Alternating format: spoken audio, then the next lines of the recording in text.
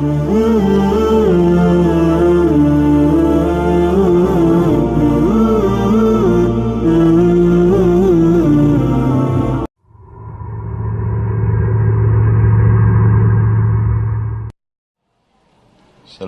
warahmatullahi wabarakatuh.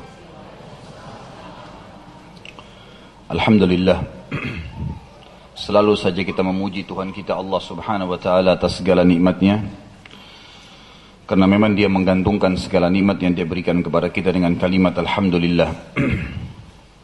Juga kita panjatkan senantiasa salam hormat kita, salawat dan taslim kepada Nabi besar Muhammad sallallahu alaihi wasallam, sebagaimana Allah dan malaikatnya telah memberikan salam kepada beliau. Kesempatan ini Bapak Ibu sekalian, semoga Allah berkahi. Kita akan membahas masalah rumah tangga. Dan bahasan kita ini saya beri judul 15 kiat mempertahankan rumah tangga. Berbicara masalah rumah tangga ini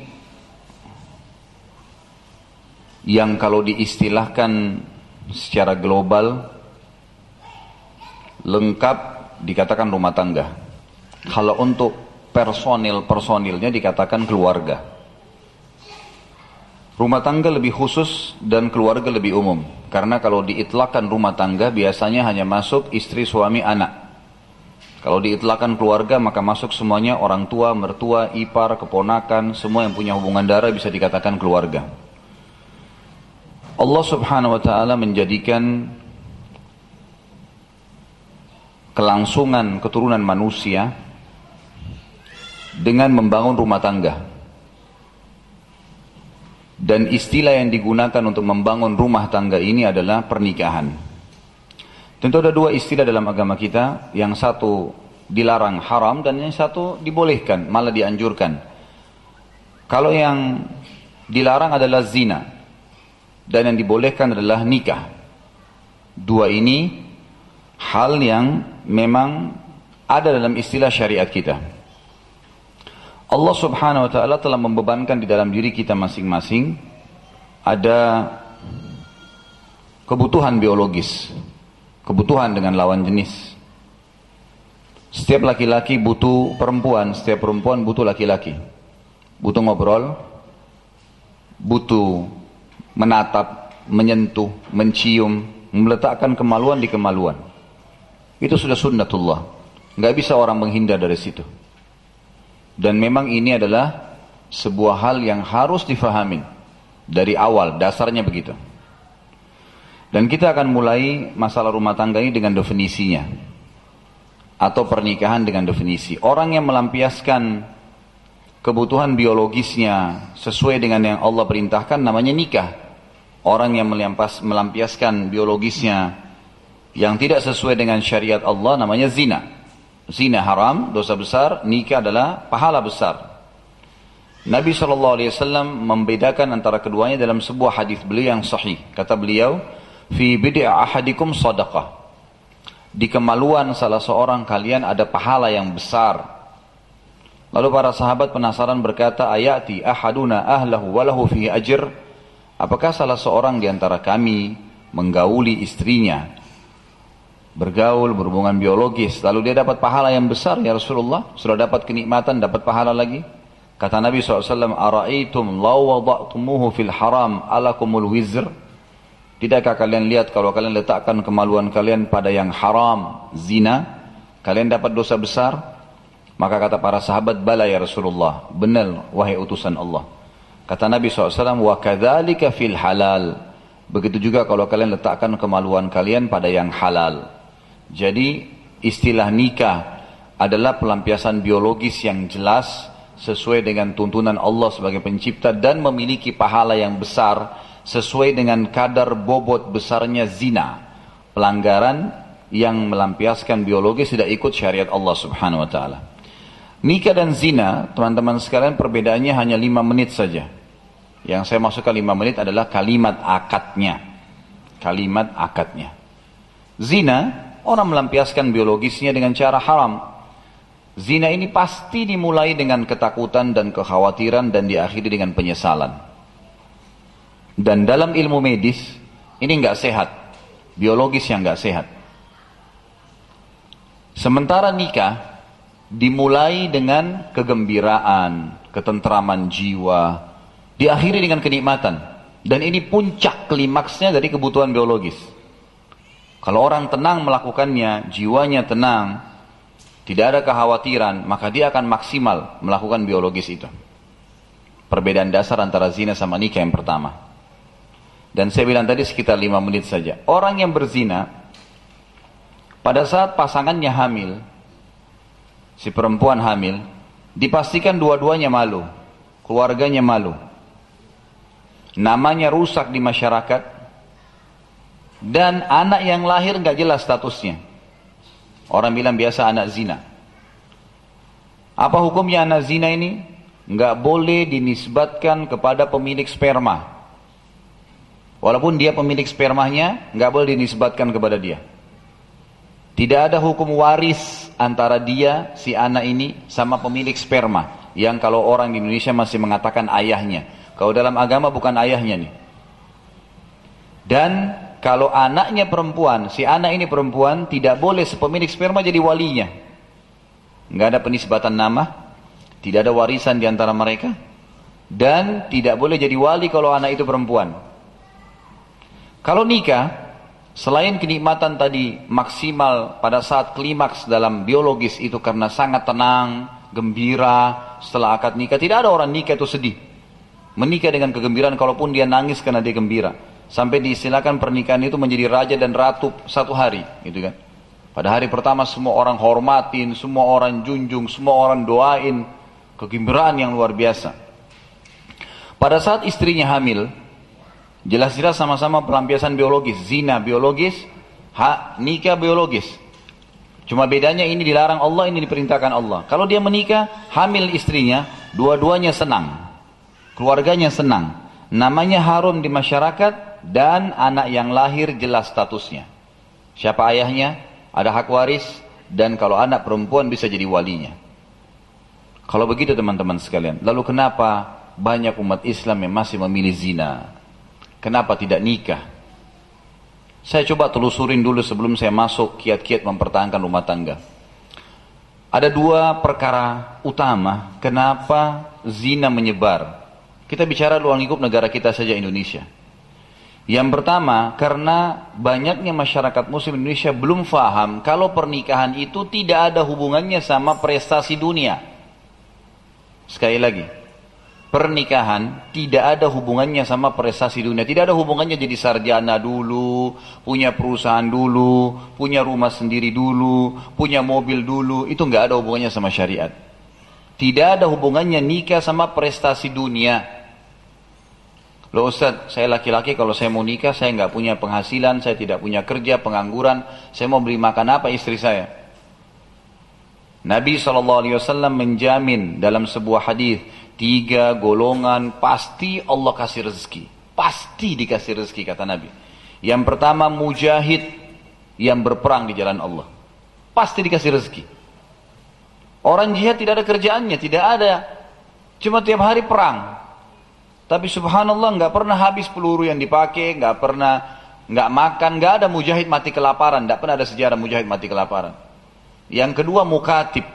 Mukatib itu adalah hamba sahaya yang berkata kepada tuannya, saya mau bebas dari keterbudakan, boleh nggak? Kata tuannya, baik.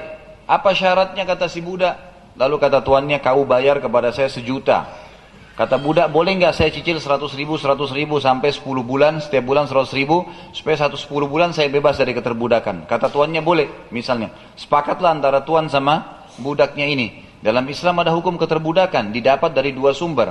Dari peperangan jihad, kalau terjadi perang antara muslimin sama orang kafir dan menang, maka semua personel yang ada di pasukan kafir menjadi budak muslimin.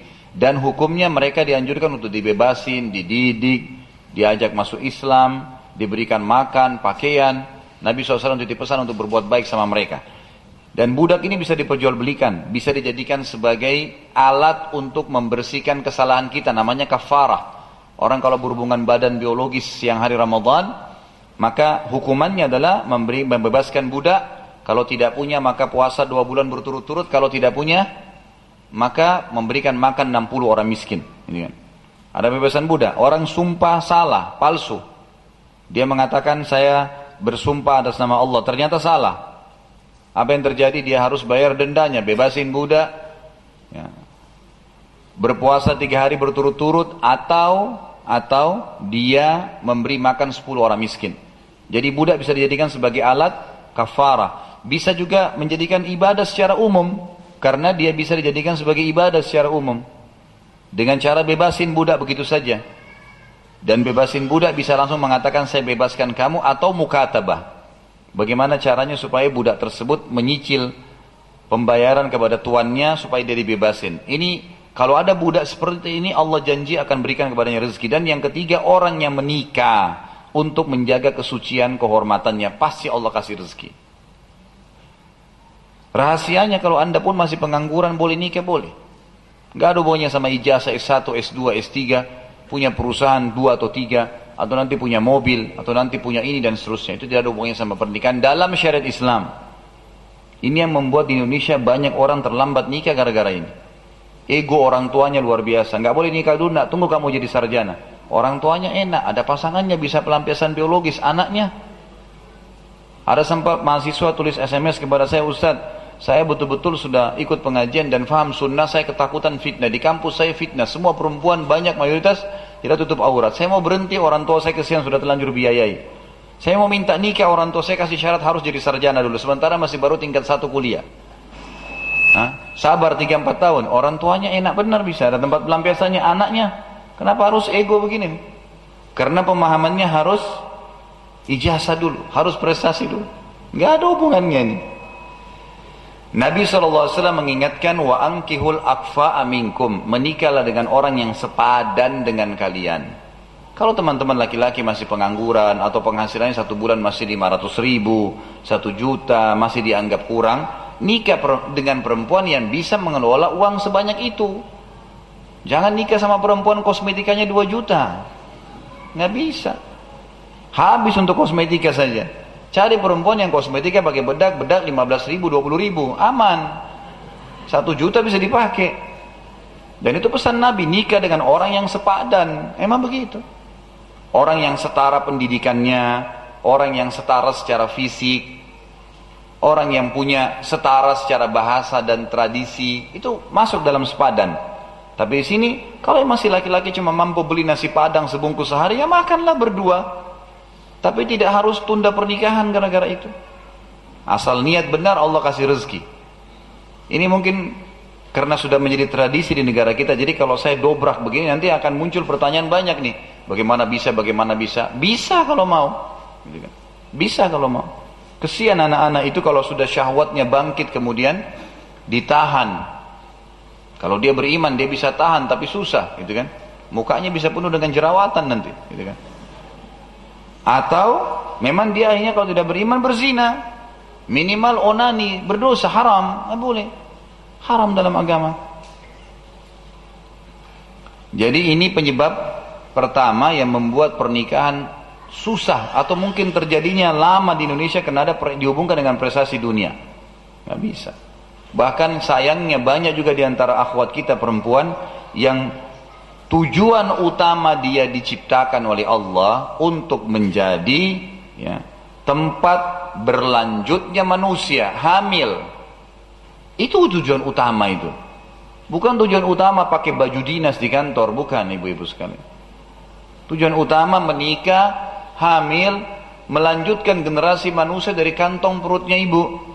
Susuin dia, didik dia, berapa banyak tokoh-tokoh dunia lahir, para mujahidin, hufat Quran, presiden-presiden negara dari ibu yang salehah.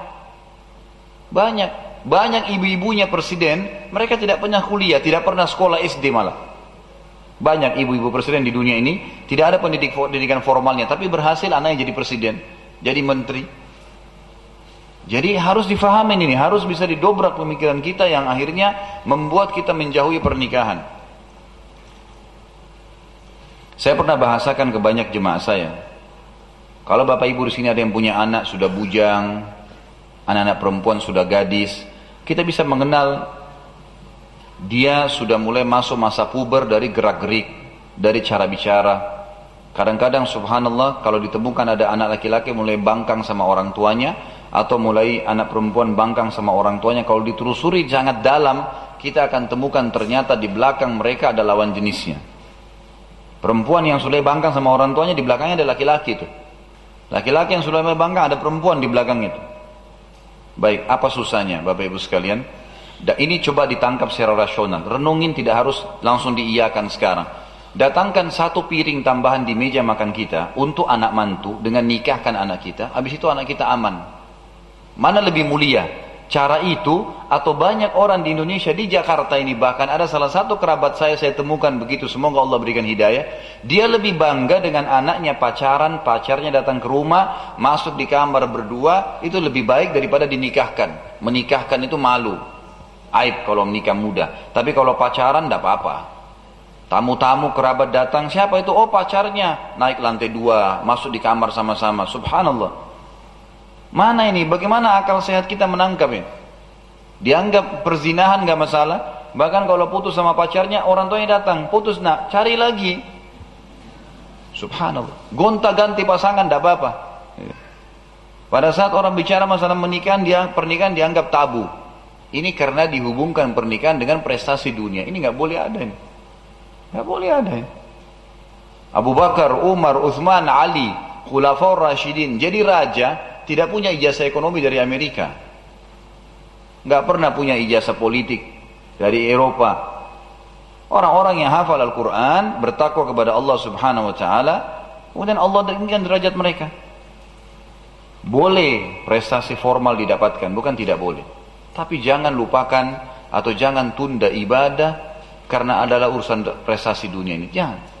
Kalau ada alhamdulillah di antara muslimin laki-laki yang mampu mengontrol syahwatnya, kemudian dia bisa bertahan sampai selesai kuliah baru menikah, dapat kerjaan menikah, silahkan. Itu mungkin ada. Tapi umumnya penelitian menunjukkan laki-laki itu maksimal 10 tahun setelah balik itu maksimal harus menikah. Udah nggak bisa. Kalau 12 tahun dia balik berarti 22 tahun. 15 tahun dia balik berarti 25 tahun. Nggak bisa lebih. Lebih dari ini sudah masalah nih. Pasti buat masalah udah. Kalau bukan secara kejiwaan dia bermasalah, muncul penyakit was-was, stres dan macam-macam, atau dia akan lampiaskan kepada tempat-tempat yang tidak benar. Itu terjadi. Kemudian yang kedua penyebabnya, selain daripada kita menganggap pernikahan harus dihubungkan dengan prestasi dunia, faktor kedua kenapa pernikahan jarang terjadi di Indonesia atau butuh waktu, ya, karena faktor eksternal dari luar Islam sangat kental dalam kehidupan kita. Jadi yang dilihat, ditonton oleh kaum muslimin dan muslimat, film-film barat, pola hidup mereka, gonta-ganti pasangan, sudah biasa kalau suami tahu istrinya selingkuh, sudah biasa istri tahu suaminya selingkuh, maka mereka saling balas. Sinetronnya berisi balas dendam, hamil di luar nikah. Judulnya istri-istri yang suami-suami yang takut sama istri. Saya tidak tonton ya, saya lihat tulisannya. Tapi saya begitu baca judulnya, saya lihat, subhanallah, suami-suami yang takut sama istri, ini pelanggaran agama yang besar. Gimana caranya suami takut sama istri? Apa ini? Prestasi apa ini? Istri-istri yang patuh sama suami, itu benar. Kok dibalik ini? Semua ini faktor-faktor yang non-muslim ditarik ke dalam kehidupan Islam.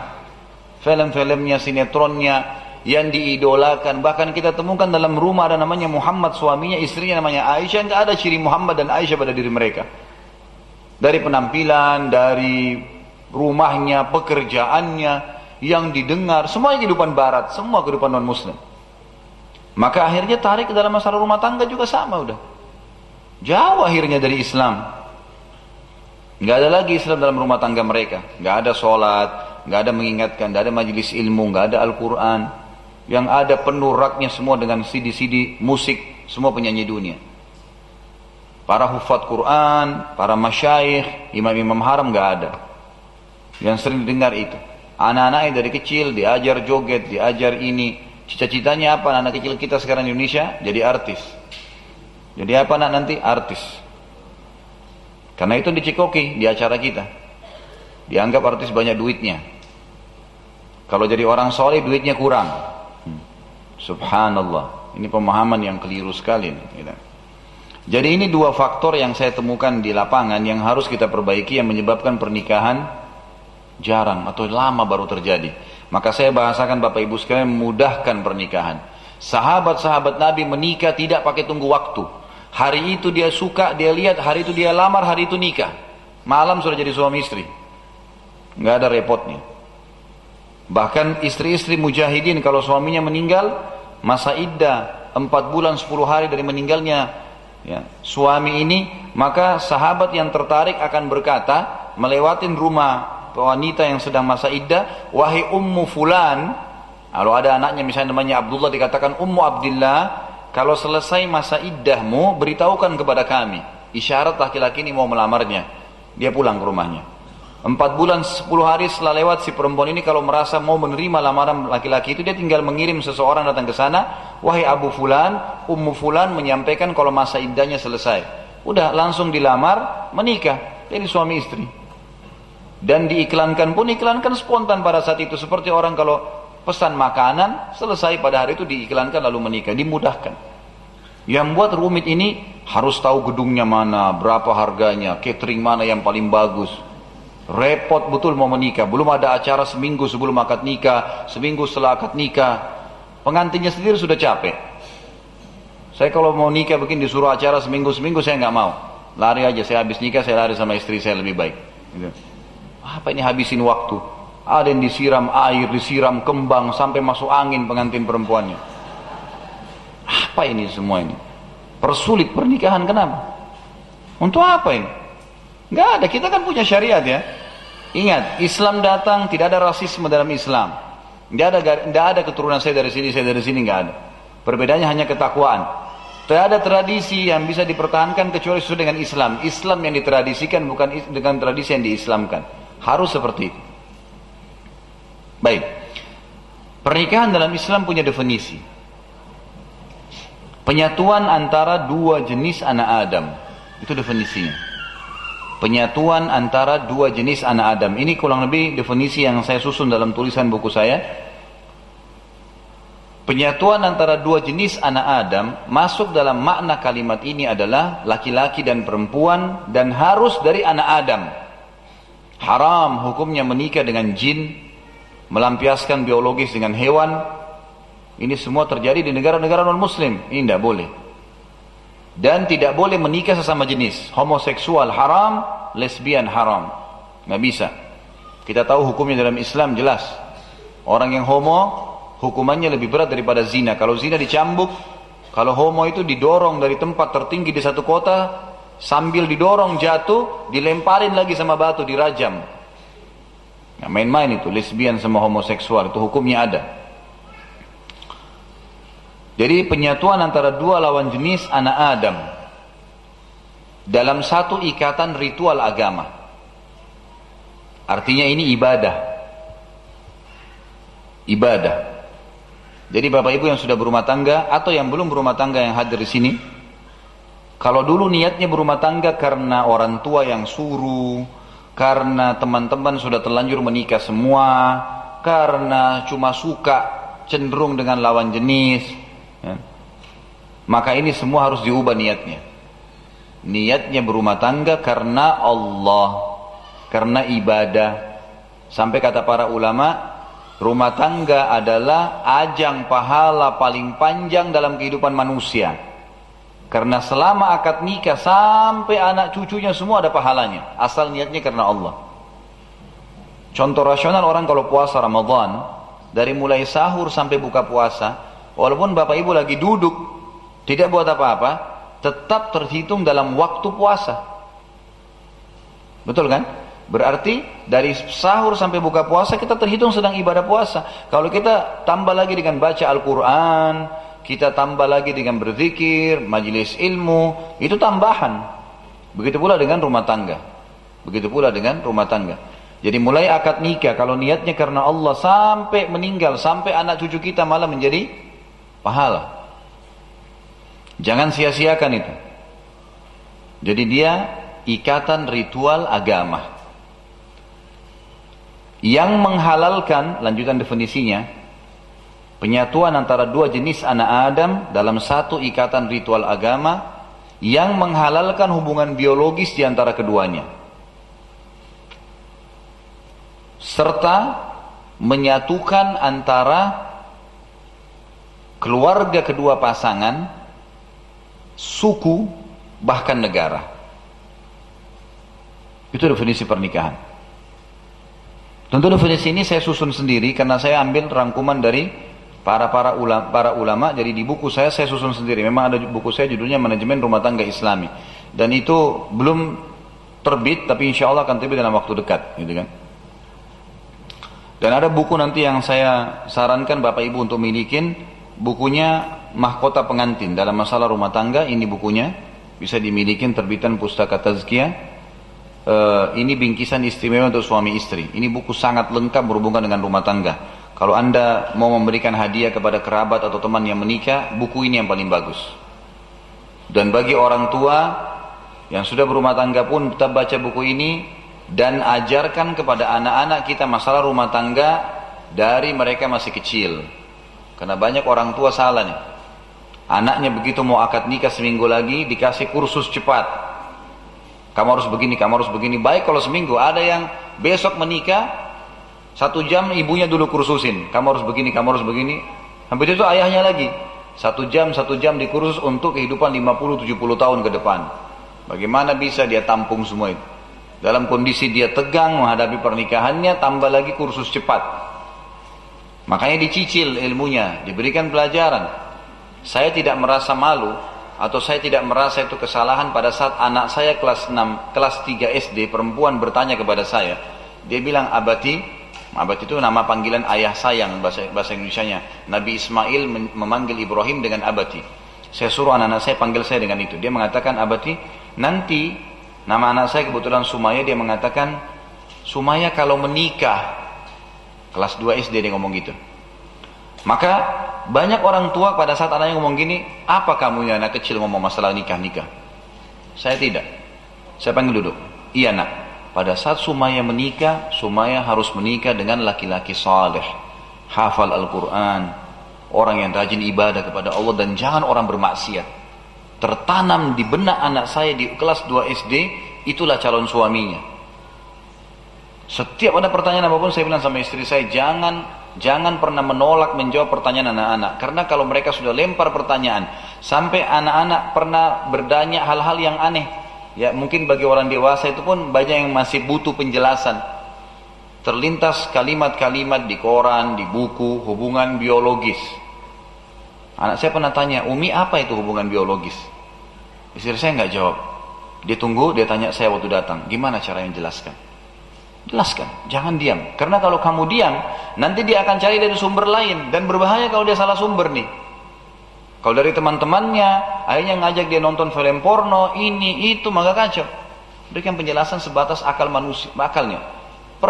Hubungan biologis adalah pertemuan nanti antara laki-laki sama perempuan dalam pernikahan. Nanti akan dari situlah berlanjut keturunan manusia. Dan subhanallah anak-anak itu yang penting sudah ada keterangan dikasih, dia sudah tangkap. Oh iya, ini maksudnya. Anak-anak beda dengan orang tua. Orang tua mungkin masih kritis, sering bertanya. Kalau anak-anak tidak. Dia sudah paham, oh iya, itu maksudnya. Sudah. Jadi berikan penjelasan. Itu bukan aib. Jadi anak-anak itu dicicil informasinya. Saya bilang sama istri saya, setiap kamu melakukan kegiatan apapun, masuk dapur, masak, dan seterusnya, suruh, ya, ajak anak-anak ini, terutama anak perempuan, biarin dia terbiasa. Biarin dia bangga dengan masaknya, biarin dia bangga dengan menata rumahnya. Yang laki-laki, biarin ikut sama saya ke masjid, ya, aktivitas-aktivitas yang memang laki-laki, biarin dia terbiasa. Jadi mereka sudah terbiasa dari kecil seperti itu. Ada apa nih? Baik. Ini insya Allah nanti bukunya saya akan titip sama panitia. Saya lagi minta sama beberapa teman-teman untuk datang sekarang untuk membawa bukunya. Kalau ada yang berminat nanti tinggal hubungin panitia. Kemudian juga ada saya bawa DVD yang insya Allah DVD ini adalah ceramah-ceramah saya. Nanti kalau ada bapak ibu yang berminat, tapi ini belum ada, nanti hubungin saja ketua panitianya, nanti akan saya titipkan, yang akan kita terbitkan dari sekian ratus. Alhamdulillah sekarang sudah ada 300 judul ceramah Itu sudah akan dicetak semua dalam bentuk DVD dan mudah-mudahan kita berharap di setiap rumah tangga muslim ada ceramah-ceramah ini. Baik, kita masuk sekarang ke kiat untuk menjalankan dan mempertahankan rumah tangga. Yang pertama, di tulisan saya tulis rumah tanggamu ibadahmu. Rumah tanggamu ini pilar pertama nih. Jadi bangunan ini ada pilar-pilarnya supaya mempertahankan bangunan. Yang pertama adalah pilar pertama agar mengokohkan rumah tangga itu pada saat sudah akad nikah, rumah tanggamu ibadahmu, maka ikhlaskan niatmu karena Allah. Rumah tanggamu adalah ibadahmu, maka ikhlaskan niatmu karena Allah. Setelah definisi pernikahan tadi, Bapak Ibu sekalian, usahakan kita memahami bahwasanya rumah tangga adalah ibadah, pernikahan adalah ibadah. Jadi lakukan itu karena perintah Allah, bukan karena desakan orang tua, bukan karena teman-teman semua sudah menikah, bukan karena cenderung dengan seseorang. Jadi harusnya memang karena ibadah, karena Allah Subhanahu wa taala perintahkan. Dan mulailah pernikahan itu dengan hal-hal yang dibolehkan dalam agama. Yang pertama, masih di poin pertama ya. Jadikan rumah tangganya adalah ibadah. Mulailah mengenal lawan jenis calon pasangan sesuai dengan hukum syariat. Jadi kalau poin pertama ini, rumah tanggamu adalah ibadahmu, maka ikhlaskan niatmu karena Allah. Poin A-nya, itu poin ada 15 pilar. Itu pilar pertama. Di pilar pertama ada poin A, masalah kenalilah calon pasanganmu sesuai dengan syariat. Jadi kita tidak mengenal pergaulan bebas sebelum nikah. Caranya bagaimana Ustaz? Kalau saya tidak pacaran, tidak jalan sama dia, gimana caranya saya tahu dia? Ada cara syar'i. Lakukan 3 hal. Di poin pertama ini, mengenali pasangan dengan 3 hal. Yang pertama, kenali dia secara fisik. Maksudnya, menjalankan hadis Nabi SAW, lihatlah sesuatu yang menarik dari lawan jenismu yang kau akan menikah dengannya. Dan tolok ukurnya wajah dan telapak tangan. Wajah dan telapak tangan. Wajah ini simbol untuk kepala sampai ke pusat, sampai ke perut. Dan telapak tangan itu simbol dari kemaluan sampai ke kaki. Makanya wanita boleh dilihat wajah dan telapak tangannya. Simbolik. Kita dianjurkan dalam Islam untuk melihat sesuatu yang menarik dari wajahnya. Mungkin alisnya, mungkin matanya, mungkin hidungnya, mungkin kulitnya, bebas, boleh. Dan itu masih dalam syariat boleh. Kalau kita lihat memang mau menikah, tapi jangan ini dijadikan sebagai alasan sehingga jelalatan di sana sini. Bukan itu maksudnya. Tapi kalau kita memang sudah mau nikah, ada seseorang yang kita lihat untuk menikah dengannya, dibolehkan melihat wajah dan telapak tangannya. Dan bagi wanita yang bercadar pada saat dikunjungi oleh orang yang ingin melamarnya, boleh dia buka wajahnya, diperlihatkan wajah dan telapak tangannya. Yang kedua, kenali keluarganya. Keluarga ini khusus jalur ayah dari calon mempelai yang akan jadi pasangan kita. Keluarga ayahnya si calon istri dan keluarga ayah calon suami. Khusus ini akan mewariskan ke anak keturunan kita secara fisik. Paras wajah, warna kulit, rambut, kemudian postur tubuh. Ini semua dari keluarga ayah. Jadi kalau misalnya bapak ibu menikah, kemudian ada anak yang lahir gak sama dengan muka ibu dan ayahnya. Sering terjadi kan? Itu karena jalur dari ayah orang tuanya. Ada kadang-kadang suami istri pendek, kemudian anak-anaknya tinggi besar semua. Kalau dilihat ternyata memang keluarga ayah kedua suami istri ini memang tinggi-tinggi besar semua. Atau mereka kulitnya putih, anaknya lahir hitam. Atau terbalik, orang tuanya hitam, anaknya putih. Bisa terjadi. Makanya pernah ada sahabat, dia putih, istrinya putih. Begitu menikah, hamil, melahirkan anaknya hitam, kelam. Hitam kayak anak Afrika. Apa yang terjadi dalam riwayat ini? Suaminya bilang, kau pasti selingkuh. Nah mungkin, saya putih, kau putih, ini yang keluar hitam, gimana ceritanya? Lapor ke Nabi SAW, ya Rasulullah, ini gimana nih? Saya putih, ini putih, istri saya, ini anaknya keluar hitam. Lalu Nabi SAW mendapatkan wahyu, bertanya kepada orang ini, apa kau punya unta? Dia bilang iya. Nah, dia memelihara unta. Ada jantan sama betina? Ada. Punya anak enggak? Punya. Untanya punya anak sekitar 4 atau 5 ekor. Kata Nabi SAW, apakah semua anak-anak unta yang kau miliki warna kulitnya sama dengan orang tuanya? Kata orang itu tidak. Bahkan ada unta satu yang warnanya hitam, kulitnya semua warna hitam. Kata Nabi SAW, kok bisa? Lalu dia menjawab, dia bilang, mungkin dari jalur keturunannya. Kata Nabi SAW, ini juga begitu. Ini anak kamu dari jalur keturunan kakek-kakeknya. Jadi kakeknya dulu ada yang berkulit hitam begini. Jadi dari ayah mewariskan fisik. Jadi kalau bapak ibu berharap anaknya nanti tinggi besar, ya memang harus begitu pertimbangannya, mengetahui keluarga ayah calon pasangan. Dari ibu akan terwariskan karakter, sifat. Makanya dalam ilmu medis pun diketahui kalau ibu memberikan ASI itu bukan cuma sekedar memberi nutrisi, tapi ada pentransferan sifat, karakter.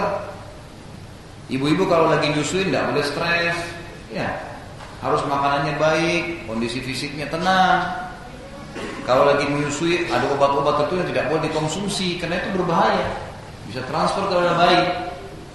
Sama halnya juga penelitian yang lain adalah hikmah syar'i. Kenapa orang Islam, kita kaum muslimin tidak boleh makan hewan yang bertaring, hewan buas, tidak boleh makan ular, tidak boleh makan singa, tidak boleh makan serigala. Apa sebabnya? Ternyata diadakan penelitian karena hewan-hewan ini yang dikonsumsi oleh manusia selain bisa jadi nutrisi tubuhnya, bisa jadi bagian anggota tubuhnya, dan bisa juga mentransfer sifatnya. Bisa mentransfer sifat, gitu kan? Jadi ini harus difahami. Makanya dilarang mengkonsumsi hewan-hewan ganas karena itu. Jadi dari keluarga ibu ada karakter. Dan yang jadi tolok ukur di sini, yang jadi tolok ukur adalah umumnya sifat keluarga ayah, umumnya fisik, sifat fisik keluarga ayah, dan umumnya karakter keluarga ibu. Jadi misal gini, kalau ada satu keluarga ibu yang pemabuk lah, yang tidak baik lah, sementara yang lainnya semuanya baik, maka itu tidak bisa jadi tolok ukur. Baik. Jadi secara umum diambil dari sifat umumnya keluarga, ya. Tadi keluarga ayah umumnya, kalau ada di antara keluarga ayah misalnya ada 1-2 orang memang yang berkulit hitam, tapi yang lainnya kulitnya putih, berarti globalnya itu. Kalau ada di keluarga ibu 1-2 orang yang tidak baik sifatnya, tapi umumnya keluarga ibu itu memang ya dosen misalnya, pengajar, orang baik-baik, ya keluarga yang baik-baik, terkenal akhlaknya baik, maka itu yang jadi tolok ukur. Makanya Umar bin Khattab radhiyallahu anhu pernah pada satu malam jalan-jalan di kota Madinah, lalu beliau menemukan ada satu rumah penjual susu, dan di situ ditemukan ada nenek sama cucunya lagi berbicara di malam hari. Kata neneknya, lebih baik susu ini kita campur air supaya bisa dijual lebih murah, menguntungkan. Kata cucunya, ambil mungkin Umar bin Khattab larang, nggak boleh, nanti kita dihukum. Kata neneknya, Umar nggak tahu kok. Padahal Umar lagi ada di sebelah tembok rumah mereka. Lalu kemudian si cucu sambil menangis terisak-isak luar biasa kayak ketakutan, dan dia mengatakan, wahai nenekku, dia takut neneknya melanggar hukum Allah. Kalau seandainya Umar tidak tahu, bagaimana dengan Tuhannya Umar? Sambil dia nangis, bagaimana dengan Tuhannya Umar nenek? Bagaimana dengan Tuhannya Umar? Terus dia ulangin sampai neneknya pun nangis. Akhirnya Umar bin Khattab malam itu juga pulang ke rumahnya, bangunkan semua anak laki-lakinya dan menawarkan mereka siapa yang mau nikah dengan cucu penjual susu. Ini bapak-bapak bayangkan nih kalau malam-malam dibangunkan ayahnya suruh nikah malam-malam. Itu yang terjadi. Lagi tidur disuruh bangun semua. Siapa yang mau nikah? Gak ada yang nyaut awalnya. Kata Umar, kalau gak ada yang mau nikahin, saya nikahin. Kata Asim, anaknya radhiyallahu anhu yang paling kecil, saya ayahku, saya akan nikahin karena patuh kepada anda. Asim pun berpihak di penjual susu. Jadi ini anak raja nikah sama anak penjual susu. Maka menikah. Setelah mereka menikah, Allah karuniai anak namanya Abdul Aziz. Abdul Aziz punya anak lagi namanya Umar. Umar bin Abdul Aziz terkenal khalifah dari dinasti Umayyah yang berkuasa 2 tahun dari tahun 99 sampai 101. Tidak ada lagi orang yang mau menerima zakat pada saat itu karena makmurnya. Keadilan, kesolehannya luar biasa. Nasihat-nasihatnya selalu luar biasa. Khalifah yang selalu hadir di tengah-tengah masyarakatnya. Tidak pernah tertutup rumahnya. 24 jam terbuka bagi orang yang mengeluh. Kata para ulama sejarah, kesolehan Umar bin Abdul Aziz terwariskan dari cucu penjual susu tadi, yang sengaja Umar suruh nikahi karena Umar tahu kesolehannya. Umar suruh nikah dengan anaknya karena tangisannya tadi si perempuan ini. Tidak mungkin dia nangis kecuali karena dia takut kepada Allah. Nah ini bibit kesolehan ini terwariskan. Seperti itu memahaminya. Jadi karakter. Baik, yang ketiga, tanpa pacaran bisa menikah. Lihat fisik tadi, wajah dan telapak tangan saja. Kenali keluarga, keluarga ayah mewariskan fisik, keluarga ibu mewariskan karakter. Dan yang ketiga, kenali lingkungannya. Lingkungan, boleh orang ta'aruf pada saat mau menikah, boleh dia tanya siapa nama orang tua, asal dari mana, pekerjaan apa. Selama itu hal-hal yang mubah boleh bertanya, nggak dilarang dalam Islam. Tapi nggak boleh berdua-duaan, tidak boleh ngomong-ngomong yang mengundang syahwat, karena syaitan akan mengatakan kau juga akan nikah, ini nggak boleh. Jadi boleh kita bertanya. Coba misalnya tanya orang yang mau nikah sama kita, kerja di mana? Oh saya kerja di bar. Misal ada orang bilang begitu. Kalau weekend buat apa ya? Saya kumpul-kumpul sama teman-teman saya di karaoke. Kan bisa dinilai. Oh saya kalau weekend saya punya ibu yang tua, saya selalu berbakti sama beliau. Saya temani ibu saya kemana-mana. Kan bisa nilai. Jadi dari lingkungan yang kita tangkap informasi, kita tahu oh ternyata orang ini begini. Dari tempat kerja, kebiasaan dia kalau lagi liburan buat apa, boleh kita bertanya. Insya Allah dengan 3 hal ini diikutkan dengan istikharah 2 rakaat, selebihnya tawakal kepada Allah, Anda akan bahagia. Bohong itu orang bilang harus pacaran, keluar berdua, boncengan. Ada laki-laki bilang saya mau tahu dulu rambutnya, nanti lama-lama lehernya, nanti lama-lama dadanya, zina. Ini semua syaitan, nggak benar. Jadi ini poin A di pilar yang pertama. Pilar pertama tadi, rumah tanggamu adalah ibadahmu, maka ikhlaskan niatmu karena Allah. Dan cara agar kita bisa menjadikan sebagai ibadah, lakukan karena Allah subhanahu wa ta'ala. Dan jangan mulai dengan kedosa, mulai dengan tatanan agama. Di antaranya adalah kenali calon pasanganmu sesuai dengan syariat. B, masih di poin pertama, laksanakanlah pernikahan sesuai dengan syariat. Kalau tadi mengenali pasangan, calon, sudah berhasil, sudah dapat yang soleh dan soleha, baik, pegangin itu. Sekarang langkah kedua mau menikah. Menikahlah dengan cara syariat. Ada 5 hal yang harus diperhatikan dalam masalah ini. Pernikahan Islami. Yang pertama, tidak boleh ada kemaksiatan. Jangan mulai ibadah dengan kemaksiatan. Contoh, terbuka aurat. Banyak muslimah, Masya Allah, sudah pakai jilbab. Begitu mau nikah, didesak oleh keluarganya, suruh pakai baju adat, buka jilbab. Apa ada jaminan dia bisa melalui malam pertamanya? Mungkin dia bisa meninggal pada saat dia buka auratnya. Mulai dengan kemaksiatan ini bagaimana caranya? Tidak boleh ada hadir penyanyi-penyanyi yang mengundang maksiat. Penyanyi dangdut, penyanyi ini, perempuan kelihatan auratnya. Lalu para hadirin bersorak-sorak, nonton, melihat pahanya penyanyi, betisnya, auratnya, rambutnya. Lebih parah lagi, banyak orang karena punya kelebihan harta, Dia ajak berzina tuh penyanyi. Janjian setelah acara itu. Siapa yang tanggung dosanya? Yang buat acara. Dia punya andil. Bahkan sekarang acara pernikahan di Jakarta, di Indonesia secara umum, kalau di Jakarta lebih khusus lagi, di gedung-gedung mewah, seringkali mereka jadikan sebagai ajang pertemuan untuk zina. Laki-laki keluar dengan penampilan yang paling bagus, perempuan dengan paling bagus, ketemu, janjian. Gedungnya di lantai dasar hotel, janjian di hotel di atas, berzina. Bertemu. Makanya ini berbahaya sekali. Jangan mulai pernikahan dengan kemaksiatan. Musik yang dibolehkan hanya gendang, duf, yang dipukul oleh wanita dan sesama wanita, bukan depan laki-laki. Itu satu-satunya dalil yang membolehkan alat musik di pernikahan.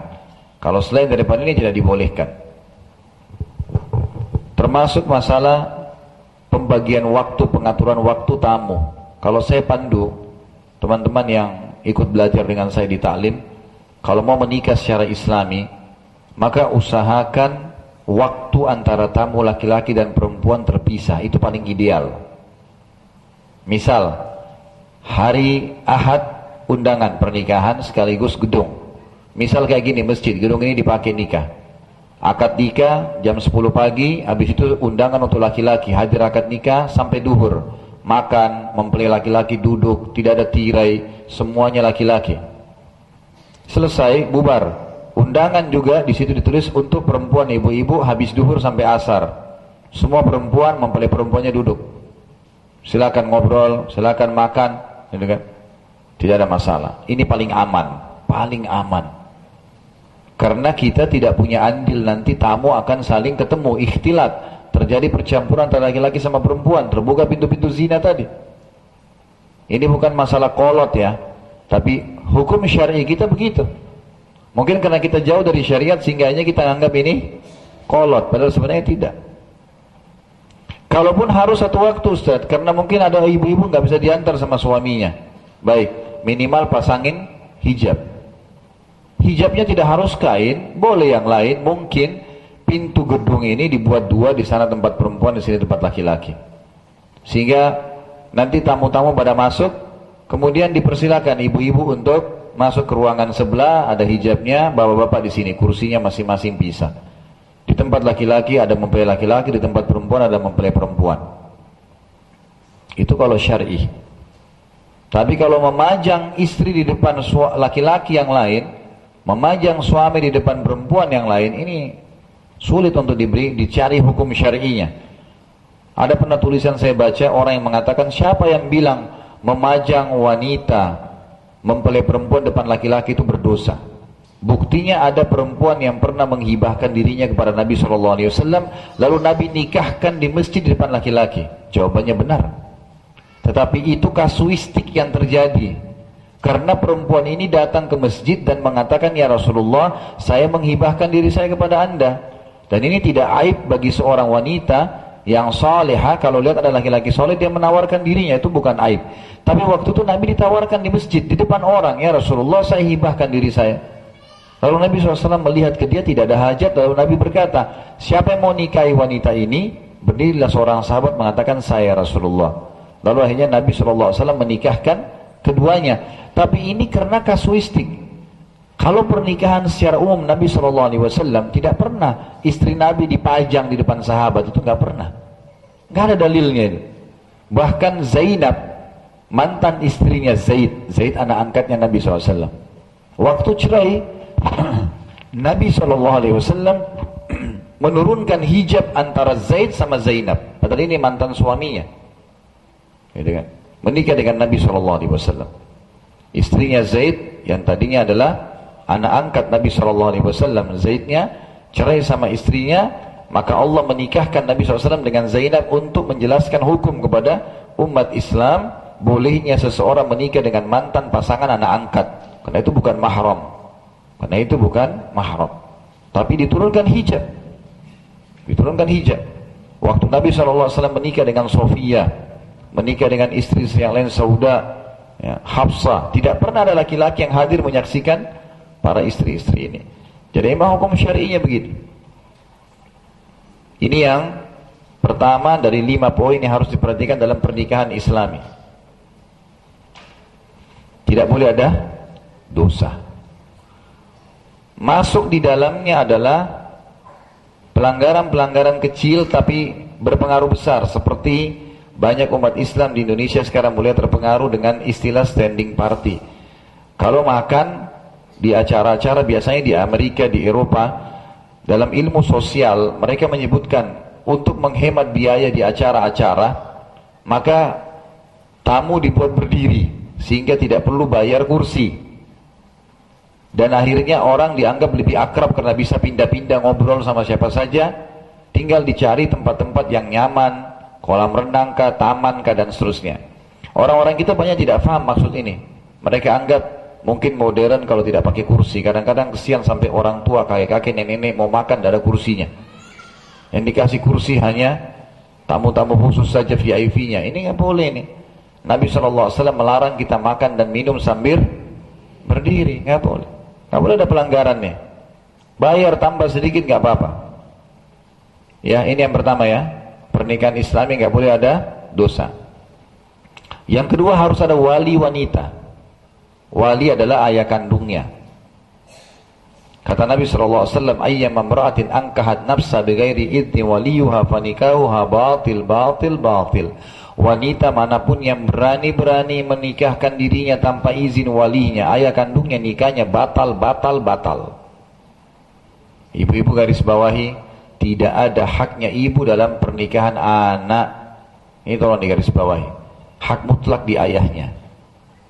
Ibu punya hak dari anak didahulukan dalam pelayanan. Waktu sahabat berkata, ya Rasulullah, siapa orang yang paling layak saya layani? Kata Nabi, ibumu. Siapa lagi? Ibumu. Siapa lagi? Ibumu. Siapa lagi? Ayahmu. Kalau ibu kita minta, nak tolong ambilin air, ayah juga bilang, nak tolong ambilin air, yang kita dahulukan siapa? Ibu. Nak tolong antar saya ke sini, ayah sama ibu mengatakan, yang kita dahulukan ibu. Tetapi izin keluar rumah, jadi wali pernikahan, penisbatan nama si anak ke siapa itu? Ke ayah. Nggak boleh ada campur tangan ibu di sini. Banyak rumah tangga orang kacau balau, ayahnya nggak setuju karena ibunya setuju nikah, pasti ribut tuh. Nabi SAW sudah mengatakan tanpa izin walinya nikahnya batal batal batal. Ini bukan hukum saya, hukum Allah nih, nggak boleh. Ibu boleh kasih saran kalau diminta saran, boleh kasih masukan, dan ayah bisa ditarik hak kewalihannya secara syar'i kalau dia menolak calon mempelai laki-laki yang baik, yang soleh, itu boleh. Tapi pindahnya kepada wali hakim, pemerintah. Di KUA ada wali hakim, biar nanti pemerintah yang ambil alih, yang menikahkan anak ini. Seperti itu ya. Jadi perlu digarisbawahi, harus ada wali. Kalau ayah kandung tidak ada, saudara kandung, paman. Kalau dia janda punya anak laki-laki, sudah balik, boleh anaknya. Tidak mampu untuk menikahkan, boleh dia wakilkan kepada wali hakim, pemerintah, atau orang yang dipercayakan. Yang ketiga, harus ada 2 saksi yang terpercaya. Laki-laki 2 orang, baik dari keluarga kedua mempelai atau orang lain, tapi jelas orang yang terpercaya. Yang keempat, harus ada mahar. Mahar ini sesuatu yang diletakkan di hadapan mempelai laki-laki dengan wali perempuan sebagai syarat pernikahan. Makin sederhana maharnya, makin besar berkah pernikahan itu. Kata Nabi SAW, aktsaruhunna barakah, akalluhunna mahra. Wanita yang paling banyak berkahnya wanita yang paling sedikit maharnya. Jadi ibu-ibu tolong jangan jadikan pernikahan sebagai ajang bisnis. Ini ibadah. Mau nikah sama anak saya tapi bayar 100 juta. Ini transaksi jual beli. Salah ini. Jadi lebih baik jangan begitu. Saya tidak katakan itu tidak boleh, tapi sebaiknya memang dijauhi. Mahar di Indonesia sudah bagus, perangkat sholat, ya, apa namanya, emas 5 gram, hal-hal yang sederhana. Ini tentu beda dengan uang yang mungkin mempelai laki-laki kasih untuk membantu agar terjadilah acara, itu boleh, nggak apa-apa, itu tidak ada batasnya. Tapi mahar ini yang sedang dihadirkan pada saat akad nikah. Yang kelima,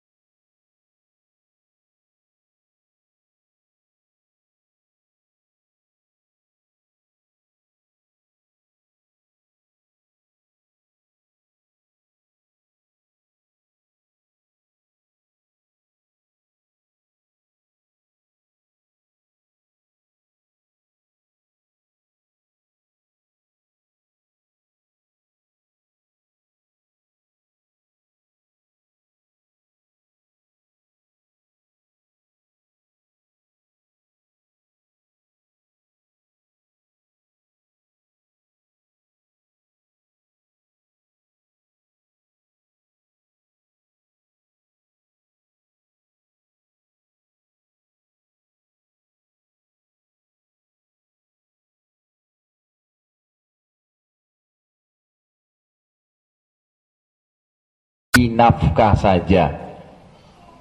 Sebaliknya, ibu-ibu kalau punya uang, suaminya nggak boleh ambil biar 1 rupiah. Ya, kalau ibu punya warisan 200 juta, dikasih oleh orang tuanya, suami nggak boleh bilang kan sudah 10